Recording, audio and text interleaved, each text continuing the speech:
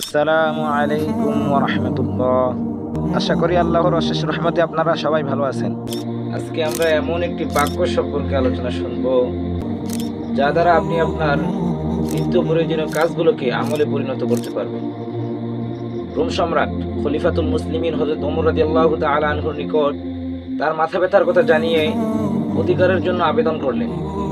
তখন হযরত ওমর রাদিয়াল্লাহু তাআলা আনহু তাহার নিকটে একটি টুপি প্রেরণ করলেন। অবাক করা বিষয় হলো, রোম সম্রাট যখনই তার মাথায় টুপিটি পরতেন তখনই তার মাথা ব্যথা হতো না, কিন্তু যখনই মাথা থেকে টুপিটি খুলে ফেলতেন তখনই তার পুনরায় আবার মাথা ব্যথা শুরু হয়ে যেত।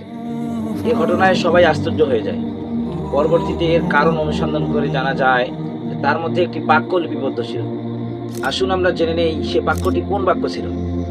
হযরত আবু হুরায়রা রাদিয়াল্লাহু তাআলা আনহু হইতে বর্ণিত, তিনি বলেন, রাসূলুল্লাহ সাল্লাল্লাহু আলাইহি ওয়াসাল্লাম আমাকে লক্ষ্য করে ইরশাদ করেন, হে আবু হুরায়রা, তুমি যখন উযু করবে তার শুরুতেই এই বাক্যটি পড়বে, তাহলে উযু শেষ হওয়া পর্যন্ত ফেরেশতারা তোমার জন্য পুণ্য লিখতে থাকবে। সুবহানাল্লাহ। এবং তুমি যখন পশুর পিঠে চড়বে তখনও এই বাক্যটি বলবে, তাহলে পশুর প্রতিটি কদমে তোমার জন্য পুণ্য লেখা হবে।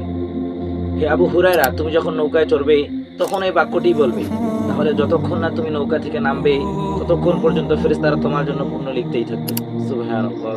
আর সেই মহিমান্য বাক্যটি হচ্ছে বিসমিল্লাহ শরীফ। বিসমিল্লাহির রহমানির রহিম, অর্থাৎ পরম করুণাময় আল্লাহ তাআলার নামে শুরু করছি। আর হ্যাঁ, রোম সম্রাটের টুপির মাঝে এই বাক্যটি লিপিবদ্ধ ছিল।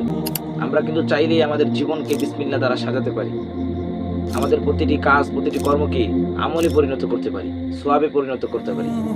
আল্লাহ পাক রব্বুল আলামিন আমাদেরকে বুঝার তৌফিক দান করুন।